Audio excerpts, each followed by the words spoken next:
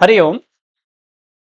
मुद्रा राक्षसम नाटक के अध्ययन क्रम में जैसा कि हमने इससे पिछली कक्षा में देखा था कि जो राक्षस है वह परेशान है, दुखित है, क्योंकि वह चंद्रगुप्त को जीत नहीं पा रहा है। तो इसके बाद वो इस नाटककार ने उसकी दुखावस्था को दिखाते हुए अब इसी मध्य में कंचुकी का प्रवेश करवाया है। वो जो कंचुकी है वह कंचुकी इसी का है, राक्षस मलय केतु के पक्ष का ही कंचुकी है, जिसका नाम जाजली है। मैंने आपको बताया था पिछले व्याख्यान में। तो उसने इस जो आपको सामने श्लोक दिखाई दे रहा होगा, कामम नंदमिव इत्यादि, इस श्लोक के माध्यम से वो अंतिम में क्या कह रहा था, कह रहा कि लोभो राक्षस वद जयाय यतते जेतुम न शक्नोति च। कहता कि मेरा लोभ जो है वो इस राक्षस की तरह है, या एक राक्षस प्रकृति वाले व्यक्ति की तरह है। मेरा लोभ इस इस चंद्रगुप्त को जीतना तो चाहता है, जीतने के लिए प्रयत्न तो करता है। जेतुम जयाय यतते न शक्नोति जेतुम, जेतुम न शक्नोति, अर्थात जीतने का प्रयत्न में तो लगा हुआ है, अर्थात मेरा लोभ धर्म को जीतने में लगा हुआ है और राक्षस चंद्रगुप्त को जीतने में लगा हुआ है, पर उसमें सफलता प्राप्त नहीं हो पा रही है। ऐसा कंचुकी ने ऐसा बोला अंतिम में। अब इसके बाद वो आगे बढ़ता है, कंचुकी आगे बढ़ते हुए क्या कहता है वो देखिए, ये वाला यहां से पैराग्राफ है, मैं इसमें निशान लगा देता हूं, फिर मैं इसी में से आपको बताऊंगा, ठीक है।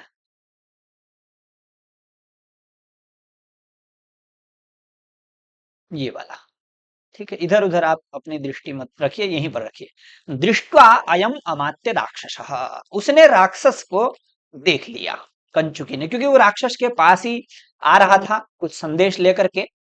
तो देख करके उसने कहा, अयम अमात्य राक्षस, अरे यहाँ राक्षस बैठे हैं महामंत्री।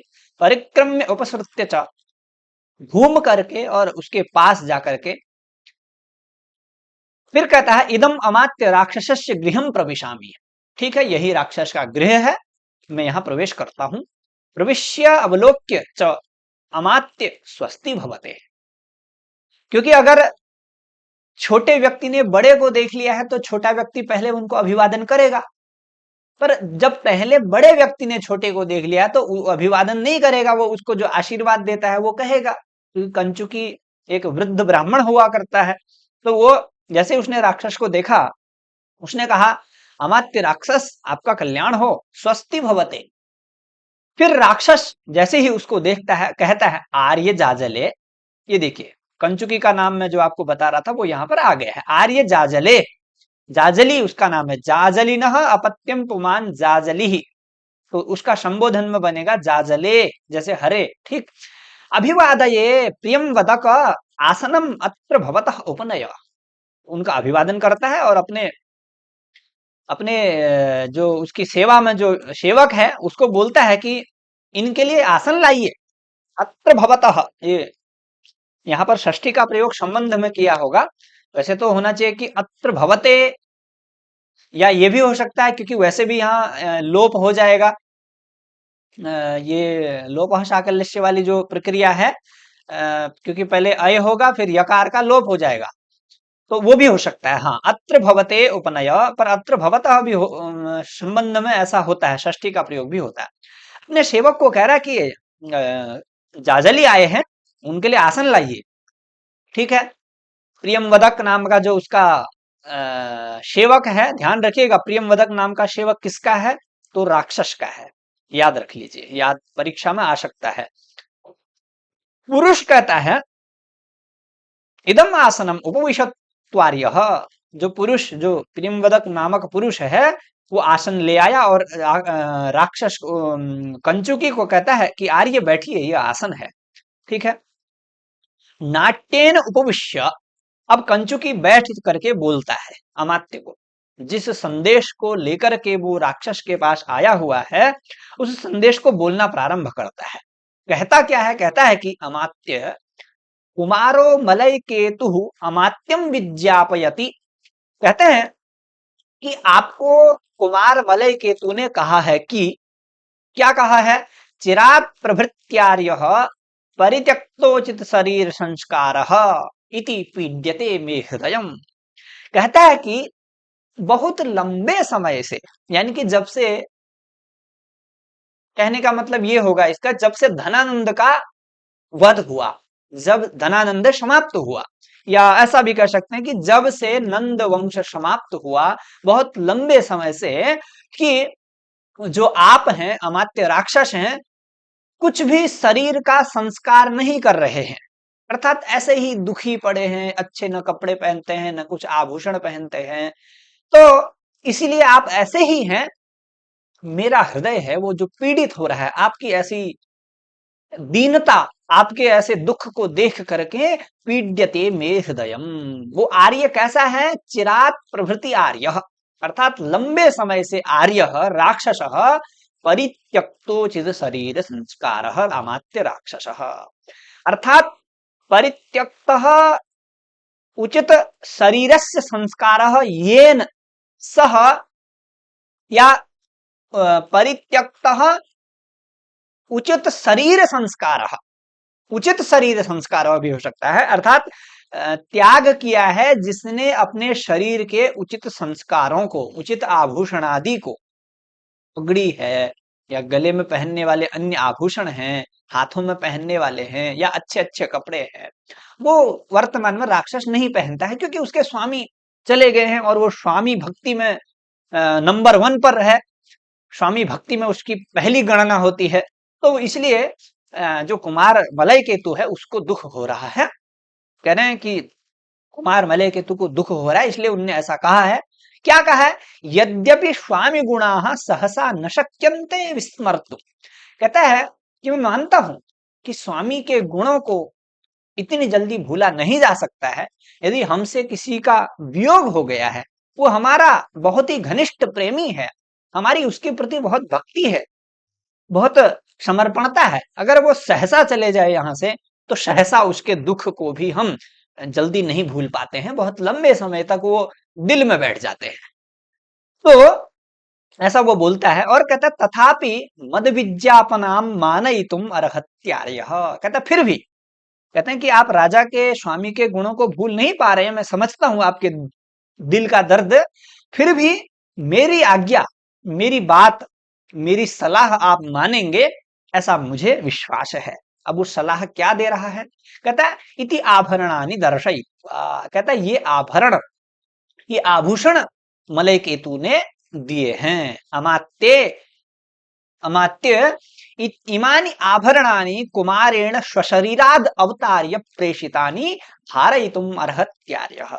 कहते हैं कि ये जो आभूषण हैं, ये अच्छे अच्छे कपड़े हैं, पगड़ी इत्यादि, जो भी मंत्री का यथोचित संस्कार, शारीरिक शरीर संस्कार होता है, वो दिया है। कहता है कि इन आभरणों को आप पहन लीजिए। ये मलय केतु ने अपने शरीर से उतार करके दिए, अपने शरीर से उतार करके राक्षस के लिए भेजे हुए हैं।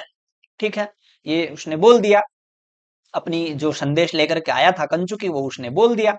अब इसके बाद अगले पेज में आ जाइए, यहां पर अब राक्षस बोल रहा है। क्या कहता है राक्षस कि आर्य जाजले विज्ञाप्यताम मद वचनात् कुमारः विस्मृता मया स्वामी गुणा भवद गुण पक्षपातेन। कहते हैं कि मेरी तरफ से कुमार मलय केतु को कहना कि आपके गुणों से, अर्थात आपका मुझे इतना प्रेम मिल रहा है, इसीलिए मैं थोड़ा बहुत स्वामी के गुणों को भूल गया, अर्थात इतना दुखी नहीं हूं, आप चिंता मत कीजिए। भवत गुण पक्षपातेन, भवतः ये गुणाः तेषु पक्षपातः, भवत गुण पक्षपातः तेन भवत गुण पक्षपातेन, अर्थात आपके गुणों के प्रति मेरी जो आसक्ति है, जो पक्षपात है, अर्थात आप भी मुझे अच्छे लगते हैं, क्योंकि राजा बनाना चाहता है ना उसको, अपना मोहरा बना के चंद्रगुप्त को हटा के राजा बनाना चाहता है, तो ऐसा कहेगा ही। तो इसलिए कह रहा है कि आपके गुणों के पक्षपात से उतनी याद नहीं आती है मुझे नंद वंश की, धनानंद इत्यादि की, आप कोई बात नहीं। परंतु कहता है किंतु, पर मैं इन आभरणों को स्वीकार नहीं करूंगा अभी। ठीक है, भले ही मैं थोड़ा कम दुखी हूं आपके प्रेम को मिल जाने के कारण, किंतु क्या कहता है कि नतावन निर्वीर्यैः पर परिभवाक्रांति कृपणैर् वहाम्यङ्गैरेभिः प्रातानुमपि संस्कार रचनाम् न यावन्निःशेष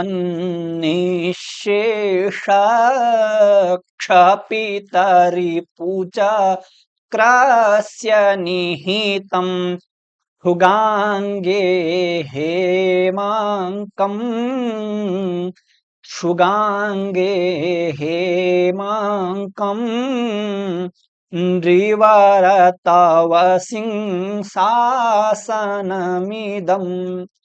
कहता है कि मैं तब तक इन आभूषणों को नहीं पहनूंगा जब तक तुम्हें राजा न बना दूं। पूरा कहने का सारांश इतना सा है, पर उसको किस तरीके से कह रहा है वो अब अर्थ देखते हैं। कहते हैं कि जब तक हेमांक नाम के सिंहासन को सुगांग नाम के भवन में न रख दूं तब तक मैं इन आभूषणों को नहीं पहनूंगा। तावत यावत ये मुख्य शब्द है। कह रहे जब तक, अच्छा हाँ नीचे होगा यावत, जब तक मैं ये ना कर दूं तब तक मैं इन आभूषणों को नहीं पहनूंगा। क्या ना कर दूं, क्या नहीं कर, क्या करना चाहते हो भैया?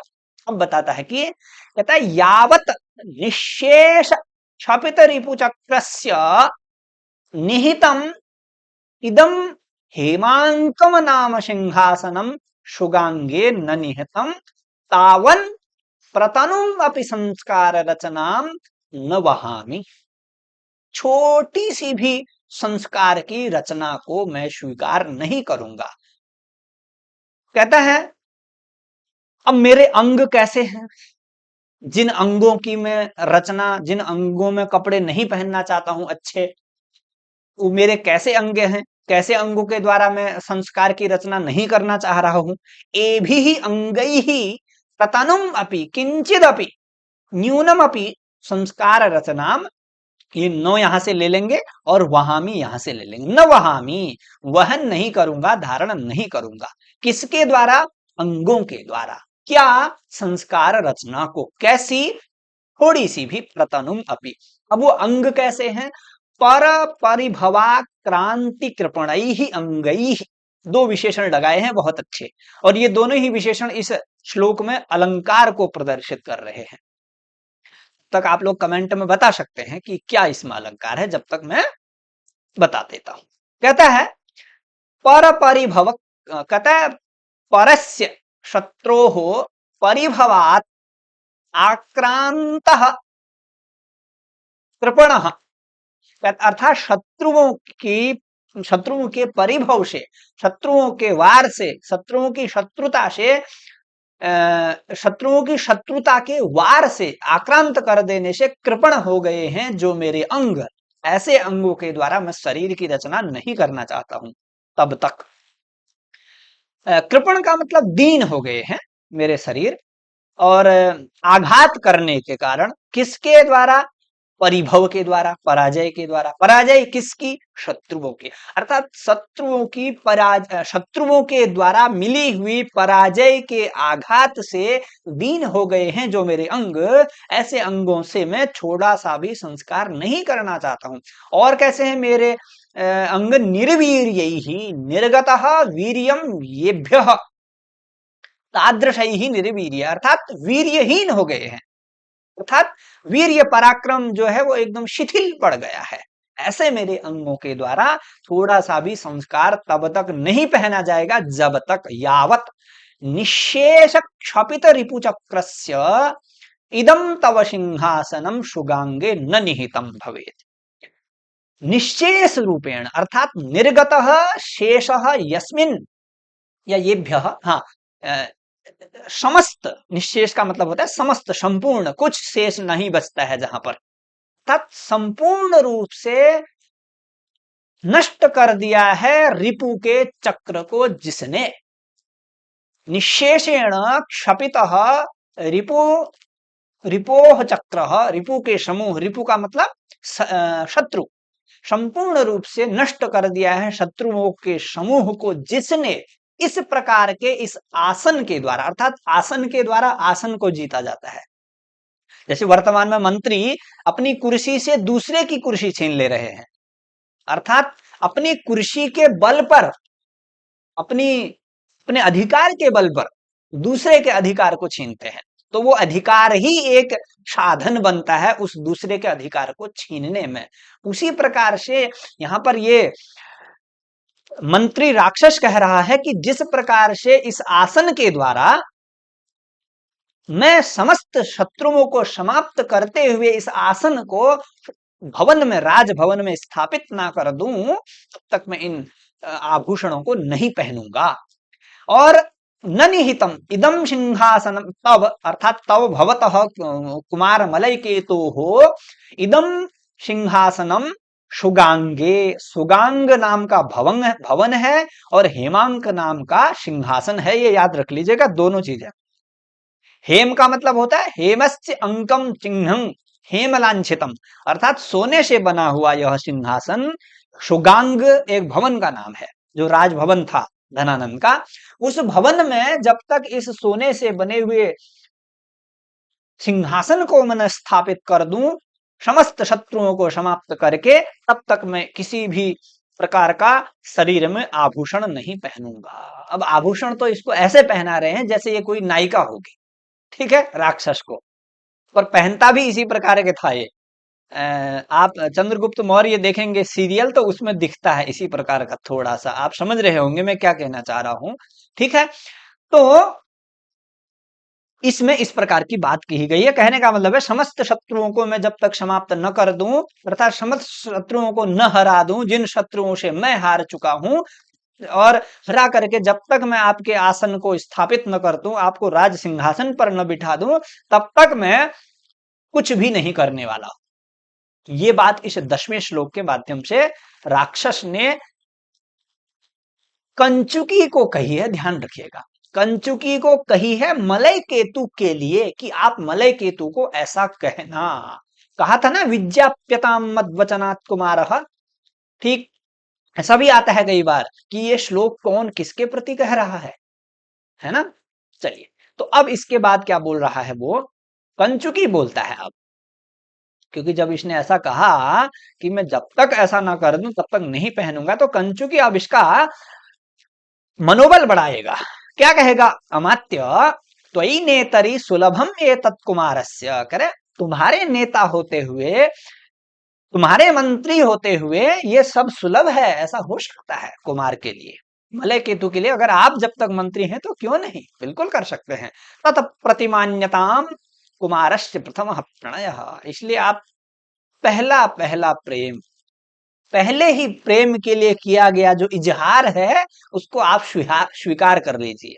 ये सामान्य भाषा के शब्दों का प्रयोग मैं कर रहा हूं जो प्रायः होते हैं, पर करना नहीं चाहिए, अर्थात आपको अनुभूति हो जाए, आप समझ जाएं कहना क्या चाह रहा है। इसलिए कहता है कि पहले प्रेम का प्रणय जो भेजा है कुमार मलय केतु ने, वो आप स्वीकार कर लीजिए।